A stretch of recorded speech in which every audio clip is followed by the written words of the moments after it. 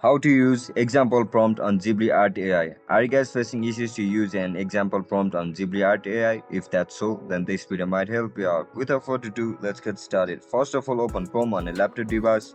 Once you open the Chrome, now go over GhibliArt AI website. After you enter the website, now click on Try for Free button. Now look at the left side of your screen where you can see the option for upload image. Now browse to the image that you want to add and Ghibli effect. After you upload your image, now look at the option over here. Try any one of these example prompts. Just simply tap on it. Once you tap on the example prompt, now click on Generate Ghibli Image. After you click on it, your image will start to generate.